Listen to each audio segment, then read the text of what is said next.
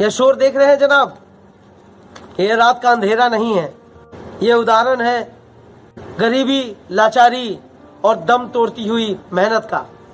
यूं तो आप लोगों ने शहरों में आसमान चूमती इमारतें, बड़ी बड़ी गाड़ियां और बड़े बड़े लोग देखे होंगे, पर उसी इमारत के नीचे गेट पे टूटी हुई कुर्सी पे फटा हुआ कपड़ा पहने के साथ एक सिक्योरिटी गार्ड को आपने नजरअंदाज जरूर किया होगा, जो आपको हर सुबह शाम एक ही बात कहता है, सलाम साहिब। यूं तो लावारिस का कोई जात नहीं होता है, और जब वो अपाहिज हो तो उससे ज्यादा दर्दनाक और क्या हो सकता है। एक अपाहिज लड़का, एक अनाथ लड़का और एक गरीब इंसान में कोई ज्यादा का फर्क नहीं होता है। एक अपनी गरीबी कम करने के लिए जी तोड़ मेहनत करता है, तो दूसरा अपने ठीक होने का, लोगों के अपनाने का सबूत दर्ज करवाना चाहता है।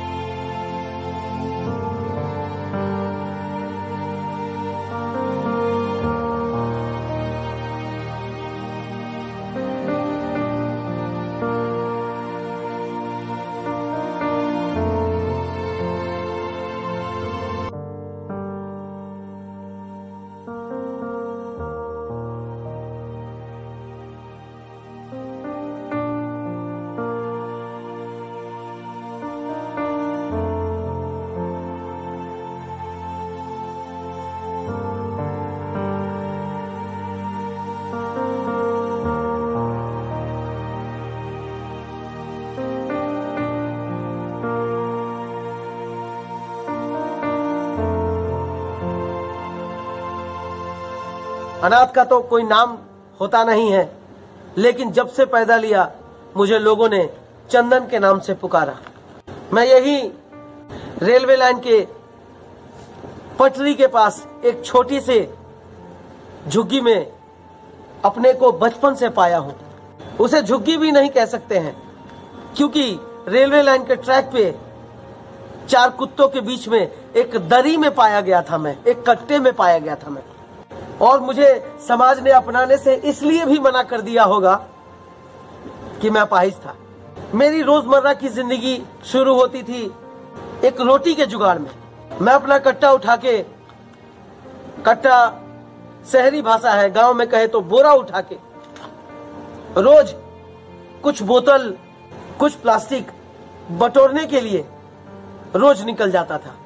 यूं तो मेरा कोई अपना था नहीं, लेकिन वो कहते हैं ना कि कभी कभी रिश्ते ऊपर से बन के आते हैं। मेरे सिक्योरिटी बाबा उस रेलवे लाइन के बगल में एक बड़ी ही पोस्ट शानदार कॉलोनी में एक बंगले में सिक्योरिटी गार्ड का काम किया करते थे।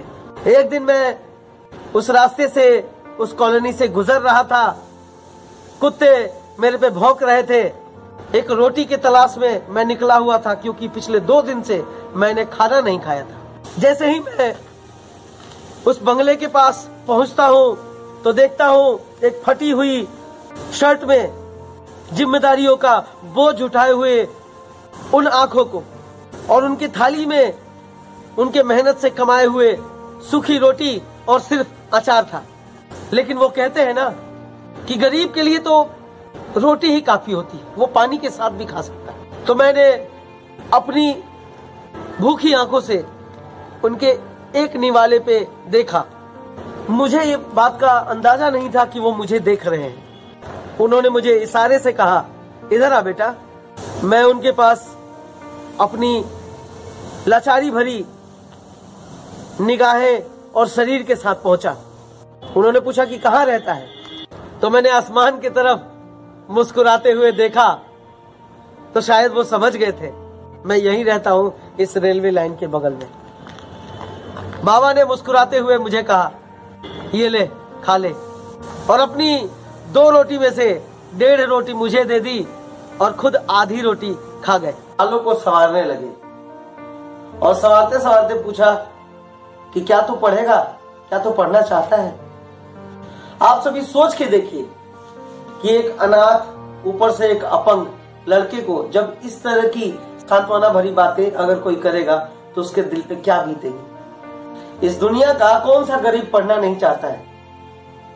सभी पढ़ना चाहते हैं। ये बात और है कि गरीबी, लाचारी, गुर्बत की वजह से अगर कोई ना पढ़ पाए, लेकिन पढ़ना सभी चाहते हैं। मैंने भी अपने सर हिलाते हुए सिक्योरिटी बाबा को जवाब दिया कि हाँ बाबा, मैं पढ़ना चाहता हूं। तो फिर क्या था, शुरू हो गई मेरे और मेरे सिक्योरिटी बाबा की कहानी। अब मेरा दिन शुरू होता था 4 बजे के इंतजार में। मैं अपना कचरे वाला काम खत्म करके जल्दी से बाबा के पास पहुंचने की कोशिश करता था। अपने 1.5 पैर पे उछल उछल के अपने सपनों को अपने माथे पर लिए एक कॉपी के सहारे अपने सिक्योरिटी बाबा के पास पहुंच जाता था। बाबा ने मुझे कुछ किताबें दिला दी थी और रोज मुझे गणित सिखाया करते थे। बाबा के अंदर हौसला इतना ज्यादा था कि मुझे उन्हें देख के एक अजीब सी ऊर्जा महसूस होती थी।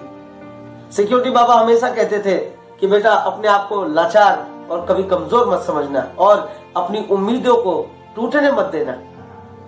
रोज की तरह एक दिन था, मैं सिक्योरिटी बाबा के पास पढ़ने गया हुआ था। उस दरमियान उन्होंने मेरे से पूछा कि बेटा, तू मेरे घर चलेगा? मैं तो इस दिन का इंतजार कर ही रहा था, तो मैंने भी इच्छा जाहिर करी कि हाँ बाबा, मैं भी चलना चाहूंगा आपके घर। लेकिन उन्होंने पहले ही साफ कर दिया था कि मैं तुझे अपने साथ नहीं रखूंगा, क्योंकि मेरे घर में रहने की जगह बड़ी कम है। बहरहाल मैंने भी जवाब दे दिया कि बाबा, आपने अपने दिल में जगह दे दी है, तो घर में ना भी रखेंगे तो चलेगा। उन्होंने इतने प्यार से मुझे दूसरी बार देखा था इतने दिन के दरमियान। उन्होंने एक बाप की तरह मुझे अपने कंधों पे बिठाया और प्यार करते हुए, पुचकारते हुए घर की तरफ ले गए। हम घर पहुंच चुके थे। जैसा कि बाबा ने बताया था कि उनके घर में रहने की जगह नहीं थी। घर पे पहला कदम रखने के साथ ही पीछे की दीवार दिखनी शुरू हो गई। एक ही रूम था जिसमें सिक्योरिटी बाबा के बुजुर्ग माता पिता, उनकी धर्मपत्नी और मेरा खिलौना, मेरी गुड़िया बुआ थी, जिनसे गार्ड बाबा बहुत प्यार किया करते थे। उनका एक ही सपना था, हर बाप की तरह सिक्योरिटी बाबा का भी यही सपना था कि वो अपने बेटी का अपने हाथों से कन्यादान कर सके। उस दिन मुझे पहली बार ऐसा लगा सबसे मिलके कि परिवार होना और परिवार नहीं होना क्या होता है। बुआ ने बड़े लाड के साथ मेरे से कहा कि अरे, तू पढ़ने आ जाए कर घर। तो हर बच्चा जैसे नटखट होता है, उसी तरह मैंने भी जवाब दिया, तो सिक्योरिटी बाबा हमें पढ़ाया ही करते हैं। तो बुआ ने हक जताते हुए कहा कि ज्यादा पढ़ लेगा तो तुझे बुखार लग जाएगा। मेरे चेहरे पे एक अपनेपन की मुस्कुराहट थी। ये सब कुछ मुझे सपने के जैसा लग रहा था। इस प्यार के चंद लम्हे रोज बीतते गए, रात बीतती गई और एक दिन, एक रोज निर्धारित समय जो बाबा ने हमें दिया था, उस पे पहुंचने में मुझे काफी वक्त लग गया। मैं दौड़ दौड़ के पहुंचने की कोशिश कर रहा था, लेकिन मेरा आधा पैर और एक पूरा पैर मेरा साथ नहीं दे रहा था। लेकिन फिर भी मैं कोशिश कर रहा था कि मैं जल्दी से बाबा के पास पहुंचूं। मैं दौड़ते दौड़ते कोठी के पास पहुंचा ही था तो देखा कि एक सूट बूट पहने हुए एक आदमी मेरे सिक्योरिटी बाबा पे चिल्ला रहा था और बहुत जोर जोर से चिल्ला रहा था। मुझ पे तो जैसे खून सवार हो गया था। उस सूट बूट वाले इंसान ने उस अधमरी सी जान को कॉलर पकड़ के 2 थप्पड़ लगाया और कहा कि जब मैं आया था तो तू सो रहा था। बताइए, एक 50-55-60 साल का आदमी अगर थोड़ा सो गया तो इस समाज के उच्चतम कोटि के लोग जो होते हैं उन्हें दिक्कत हो जाती है।